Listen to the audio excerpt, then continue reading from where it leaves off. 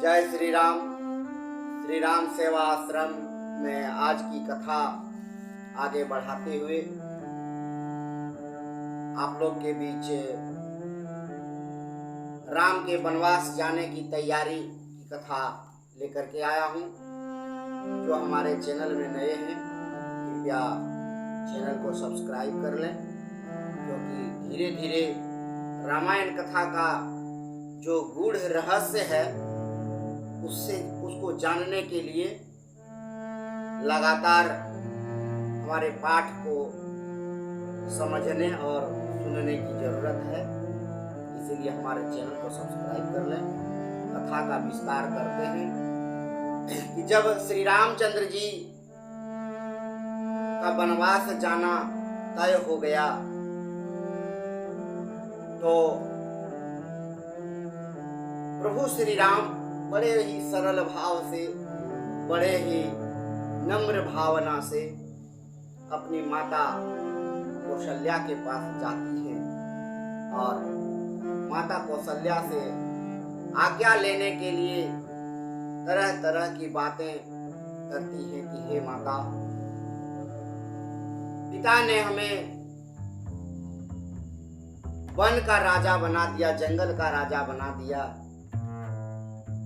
और माता कैकेयी इस प्रस्ताव को रखी कि भरत को अयोध्या का राज तिलक दिया जाए और प्रभु श्री राम को, ज्येष्ठ पुत्र राम को वन भेजा जाए। तो प्रभु श्री राम ने अपनी माता कौशल्या से कहती हैं कि हे माता, मुझे जो पिताजी ने वन जाने की आज्ञा दी है तो वन में जो कार्य है धर्म की रक्षा के लिए वो सबसे बड़ी जिम्मेदारी है, और लगता है कि मैं बहुत ही बड़ा शुभ काम करने के लिए जा रहा। लेकिन माँ तो माँ होती है, माँ की ममता श्री रामचंद्र जी को तरह तरह की बातें कर रही हैं और चौपाई में वर्णित हैं। सरल स्वभाव राम महतारी, बोली बचन धीरधारी भारी, तात जाऊं बलि किन्हु नीका, पितु आय सुसुतब धर्म कटिका।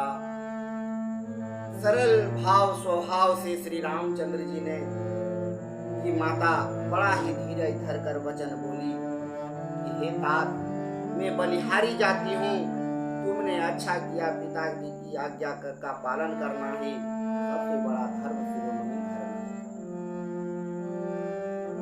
कौशल्या कहती है हे राम, तुमने जो पिताजी की आज्ञा का पालन करने का निश्चय किया है यह सबसे बड़ा धर्म है, और माता पिता की आज्ञा को पालन करना आज के समय में थोड़ा कठिनाई हो रही है, परंतु एक दिन न एक दिन सभी जनमानस कल्याण के लिए, अपने जीवन की कल्याण करने के लिए एक दिन ऐसा समय आता है कि माता और पिता की बातों को याद करके पछताते हैं कि हमने माता और पिता की सेवा करने में चूक गए।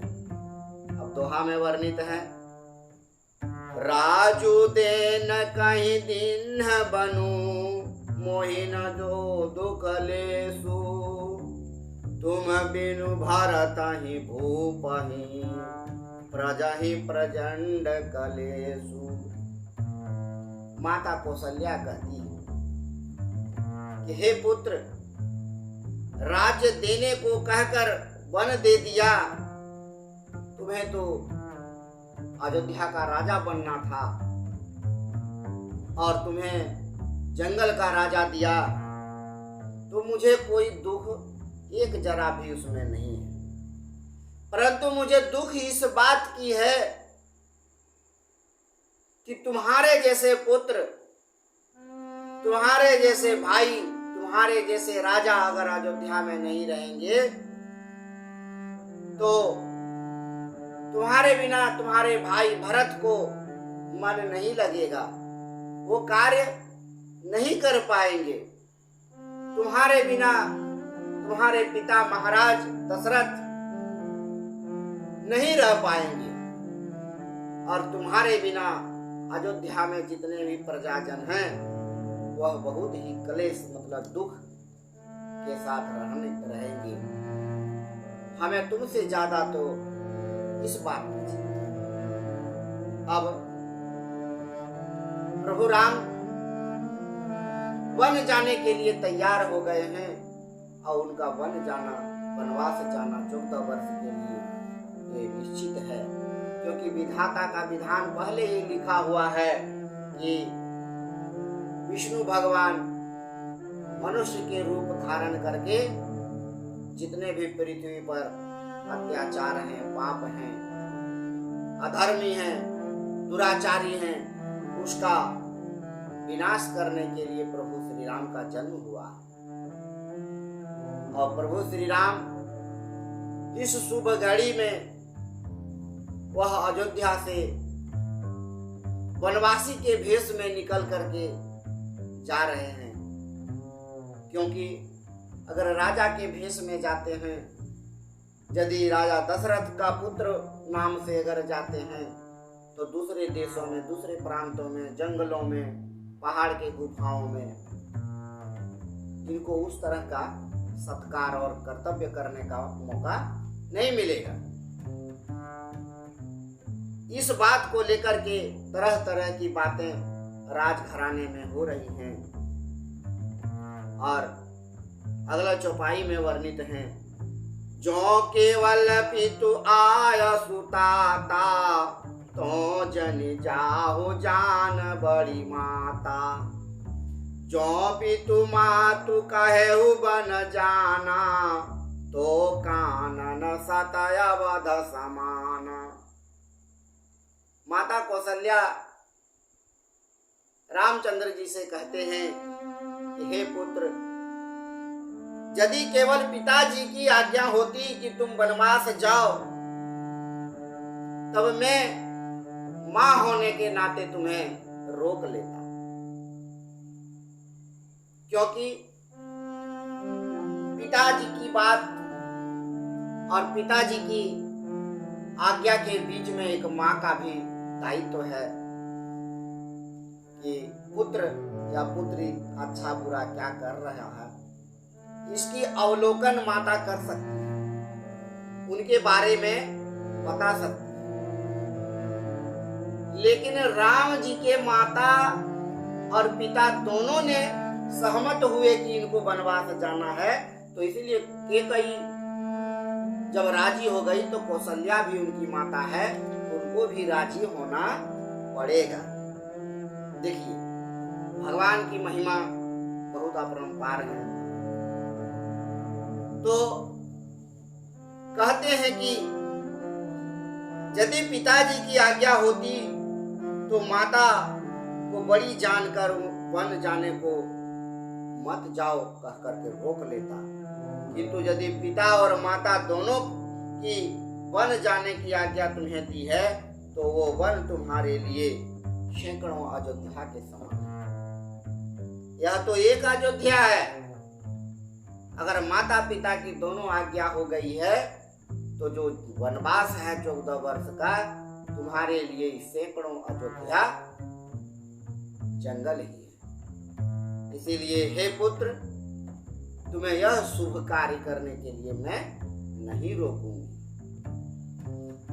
पितु बन देव मातु बन देवी, खग मृग चरण सरोरुह सेवी। अंतहु उचित नृपहि बनवासु, बय बिलोकिहि होई हरासु। माता कौशल्या कहती हैं कि हे पुत्र, वन के देवता ही तुम्हारे पिता होंगे, क्योंकि तुम तो अकेले जाओगे। वन के जो देवता हैं वही तुम्हारे पिता होंगे और वन की जो देवी देवताएं हैं वो तुम्हारी माता होंगी और खग, पशु, पक्षी, जितने भी जंगल के जीव विचरण कर रहे हैं वह तुम्हारे चरण कमलों में सेवक होंगे। राजा के लिए अंत में तो वनवास करना उचित ही है। केवल तुम्हारी सुकुमार अवस्था देखकर हृदय में दुख होता है।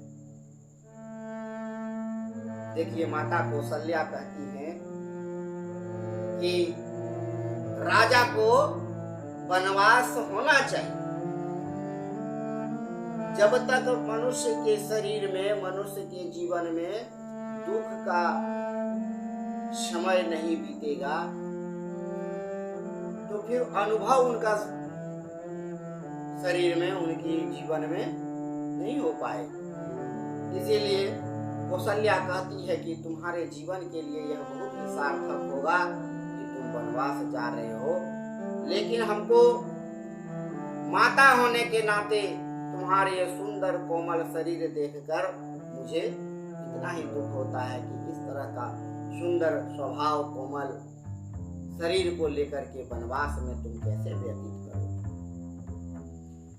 बड़ भागी बनु अवध भागी, जो रघुवंश तिलक तुम त्यागी।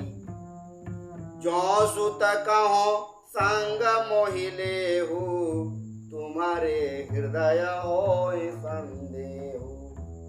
माता कौशल्या कहती हैं कि तुम अभागे नहीं हो, ये अयोध्या अभागा है जो तुमने राज तिलक को ठुकरा दिया। राज तिलक तुम्हारे मस्तक पर नहीं लगा। और यदि मैं कहूं कि मैं भी तुम्हारे साथ जाऊंगा तो तुम्हारे हृदय में होगी संदेह होगा कि माता इस बात को बोल करके मुझे वनवास जाने के लिए रोक रही है, इसीलिए मैं तुम्हें साथ में नहीं जाऊंगी। मैं नहीं कहूंगी कि मैं भी तुम्हारे साथ चलूंगी। जब अच्छे लोग, अच्छे विचार, अच्छे बुद्धिजीवी लोग घर से किसी कारणवश निकल जाता है तो उसका दुर्भाग्य नहीं होता है, उस घर का दुर्भाग्य होता है जिस घर से घर का त्याग करके बुद्धिजीवी लोग, धार्मिक लोग, साहित्यिक लोग गृह और गांव त्याग देते हैं। भगवान रामचंद्र जी ने यह खुद से करके दिखाया है कि इतने सरल स्वभाव राजकुमार अयोध्या को त्याग करके वन की ओर चल रहे हैं, तो तुम अभागे नहीं हो। भगवान को बोल रहे हैं कि तुम अभागे नहीं हो, अभागा तो यह अयोध्या है जो विधाता का विधान से लिखा हुआ है कि रामचंद्र जी का 14 वर्ष वनवास होगा। अब चौपाई में वर्णित हैं, पुत परम प्रिय तुम सब ही के, प्राण प्राण के जीवन जी के। ते तुम कहु मातु बन जाओ, मैं सुनी बचन बैठी पछताऊं। कौशल्या कहती हैं, हे पुत्र, तुम सभी के परम प्रिय हो, प्राणों के प्राण और हृदय के जीवन हो, परंतु विधाता के विधान को कौन रोक सकता है। तुम कहते हो कि माता मैं वन को जाऊं और मैं तुम्हारे वचनों को सुनकर बैठती पछताती हूं। देखिए उस दिन का किस तरह से माता और पुत्र में प्रेम और माँ की ममता किस तरह से एक दूसरे को लपेट रही हैं कि तुम जिस सरल भाव से पुत्र कह रहे हो कि मैं वनवास जाऊंगा, मैं तुम्हें कैसी विवशता है कि मैं तुम्हें रोक भी नहीं सकता हूं और मैं बैठ करके पछता रहे। श्री रामचंद्र जी कभी भी अपना बड़प्पन, कभी भी अपनी सरलता को त्याग नहीं। तो कथा के माध्यम से सभी परिवार के सभी भी जितने भी माता बहनें हैं, भाई बंधु, जो भी हमारे इस कथा को सुन रहे हैं, तो सरल होना इतना आसान नहीं।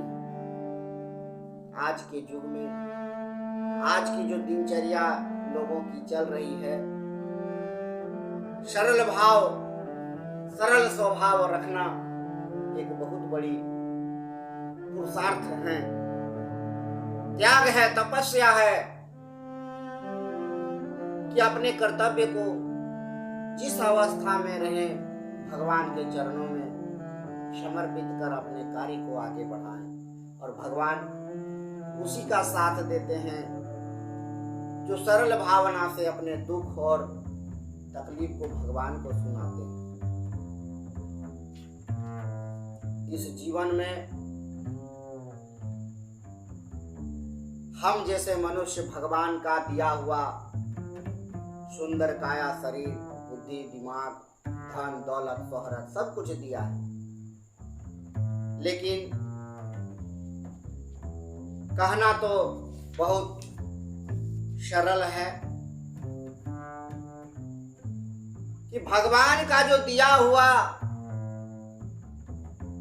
शोहरत और धन दौलत और शरीर है, सब उनका कृपा है, भगवान की कृपा है।